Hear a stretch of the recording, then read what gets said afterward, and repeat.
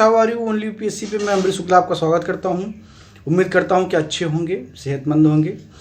हम इस क्लास में फिर से पर्यावरण की अगली क्लास शुरू कर रहे हैं।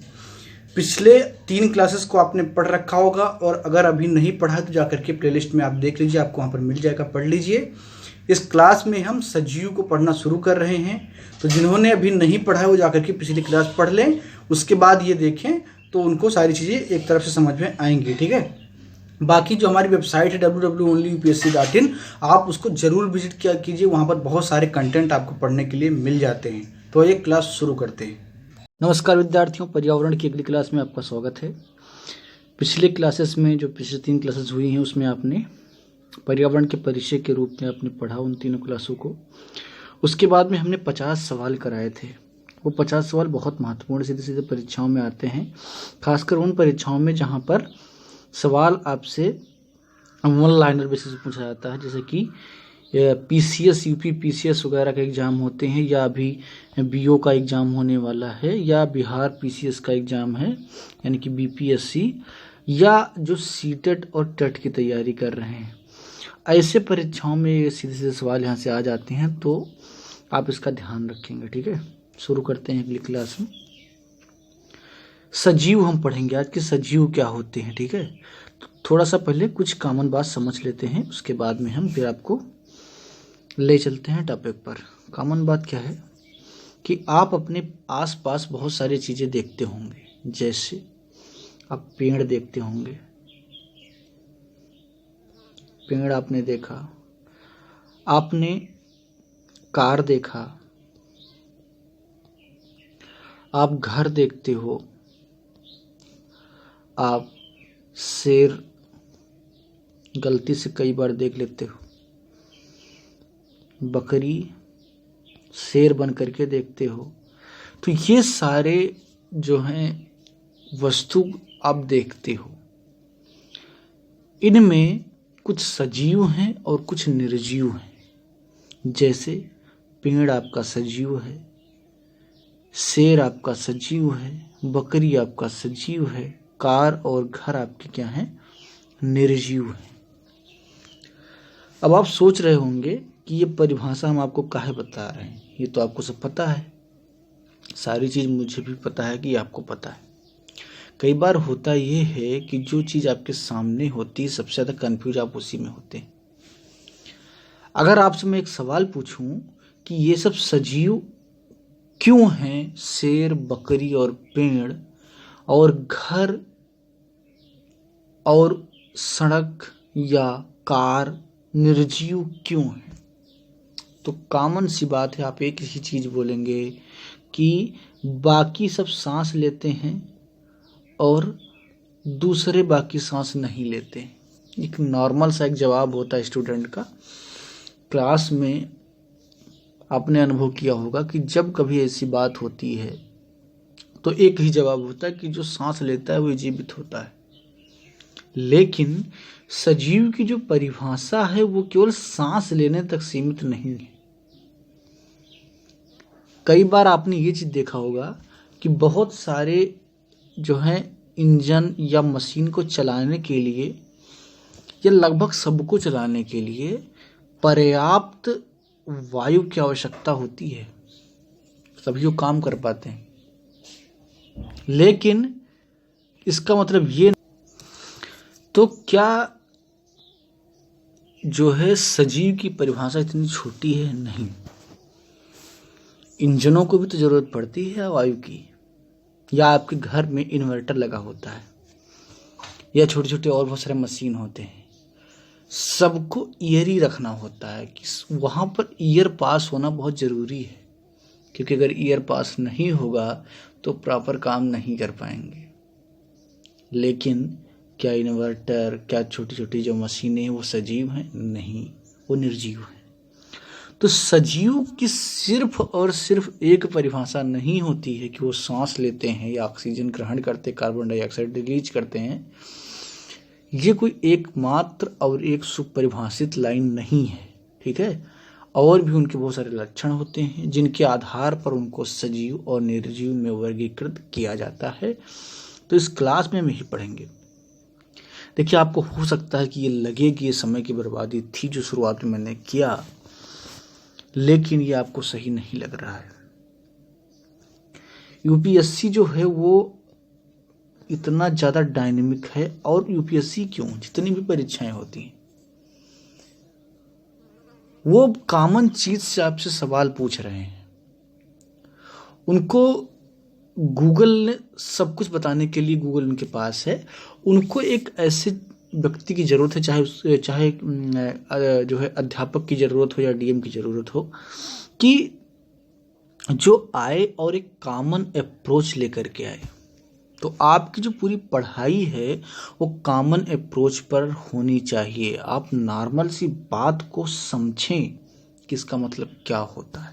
यहाँ पर मैंने नॉर्मल सी बात की है, ये बात आपको भी पता है, लेकिन हो सकता है कि आप वहाँ तक नहीं सोचे हैं। अगर आपने वहाँ तक सोचा है तो बहुत अच्छी बात है, जिन्होंने नहीं सोचा है उनको मेरे द्वारा उनको सोचना पड़ गया। ठीक है, तो अब हम क्लास पर आते हैं। आइए शुरू करते हैं क्लास। सजीव, तो सजीवों के लक्षण से हम शुरू करें कि सजीव के लक्षण से निर्धारित होता है कि सजीव है या नहीं है। पहला लक्षण क्या है? सभी सजीवों को भोजन की आवश्यकता होती है, यानी कि सजीव कोई भी हो सबको भोजन की आवश्यकता होती है, चाहे वो पादप हो। जब पादप अपना भोजन वृक्ष से, ये लाइन गलत लिखा हुआ है, ये लाइन गलत लिखा हुआ है, इसको आप नहीं देखेंगे। पादप का मतलब ही वृक्ष होता है।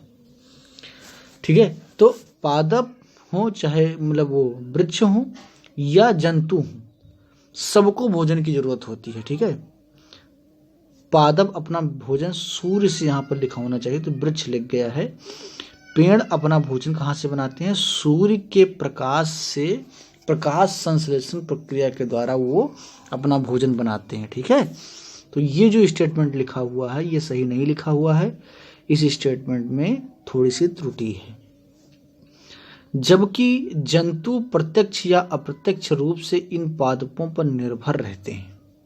ठीक है, जंतु जो हैं यानी कि इंसान, जानवर, कीड़े मकोड़े, ये सब जो है कहीं ना कहीं उन पादपों पर ही निर्भर हैं। ये मैंने आपको पहले 2 क्लास में खूब अच्छे से समझाया। जैसे अगर बकरी पाती खाती है तो वो तो डायरेक्टली निर्भर हो गई पेड़ पर, लेकिन जो बकरी खाते हैं अगर वो बोले कि हम पेड़ पर निर्भर नहीं हैं तो ये ठेठ क्या होगा? वही मतलब जो आप समझ गए होंगे कि ये एक नॉर्मल सी बात को ना समझने वाले व्यक्ति की बात हो जाएगी, जिसको मूर्खता कह सकते हैं। कि अगर बकरी पाती खाती है तो पाती कहाँ से आता है? पाती पेड़ से आता है। तो आप चाहे बकरी खाएं या बकरी पाती को खाएं, दोनों किस पर निर्भर हैं? पेड़ों पर निर्भर हैं। ठीक है, तो ये चीज आपको यहाँ पर समझनी है कि सबको भोजन की जरूरत होती है, चाहे पेड़ पौधे हों या जंतु हों। ये लाइन आप यहाँ पर सुधार कर लेंगे, यहाँ पर वृक्ष नहीं होगा, यहाँ पर सूर्य होगा। ठीक है, तो उम्मीद है कि आपने इसको सही कर लिया होगा। अगला लक्षण क्या है उसको देखते हैं। सभी सजीव शोषण करते हैं। सभी सजीव शोषण करते हैं, यानी कि जो बात मैंने शुरुआत में की थी क्लास की कि शोषण जो है एक गुण है, सभी गुणों का कोई प्रतीक नहीं है, एक गुण है। पादप सहित सभी जीव शोषण करते हैं। इस प्रक्रिया के लिए सबको ऑक्सीजन की जरूरत होती है। यही ऑक्सीजन भोजन से ऊर्जा प्राप्त करने में मदद करता है।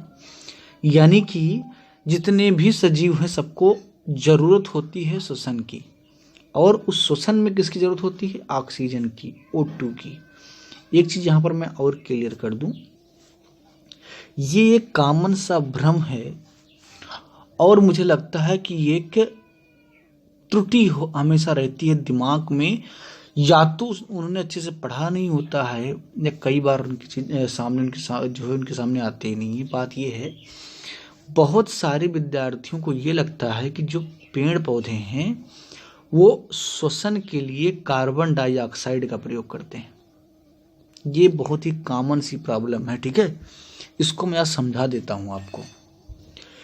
प्रत्येक सजीव, चाहे वो पादप हो या जंतु हो, दोनों को श्वसन के लिए ऑक्सीजन की जरूरत होती है, ना कि कार्बन डाइऑक्साइड की। पादप जो है कार्बन डाइऑक्साइड इसलिए लेते हैं ताकि वो प्रकाश संश्लेषण की प्रक्रिया में इसका प्रयोग करें और अपने लिए भोजन बनाएं। तो वो भोजन की प्रक्रिया में कार्बन डाइऑक्साइड को ग्रहण करते हैं, ना कि श्वसन की प्रक्रिया में। तो ये चीज आज से आप गलत नहीं करेंगे। पेड़ पौधे जंतु सबको जो है सांस लेने के लिए ऑक्सीजन की जरूरत होती है और सब कार्बन डाइऑक्साइड ही रिलीज करते हैं। सांस छोड़ते समय सभी जंतु कार्बन डाइऑक्साइड छोड़ते हैं। यहाँ पर पादप और जंतु दोनों होना चाहिए। दोनों जो है कार्बन डाइऑक्साइड यानी कि CO2 रिलीज करते हैं, चाहे वो पादप हो, चाहे पेड़ पौधे हो या जंतु हो। ठीक है। और ये CO2 जो है कार्बन डाइऑक्साइड पेड़ से ग्रहण करते हैं, लेकिन भोजन बनाने के लिए, ना कि सांस लेने के लिए। ठीक है। तो उम्मीद है ये बात आप समझ गए होंगे। एक वयस्क मानव 1 मिनट में 15 से 18 बार सांस लेता एवं छोड़ता है। सभी जीवों का श्वसन अंग अलग अलग होता है, जो एक लिस्ट है, मैं आपको बताऊंगा। इससे सवाल डायरेक्ट आते हैं।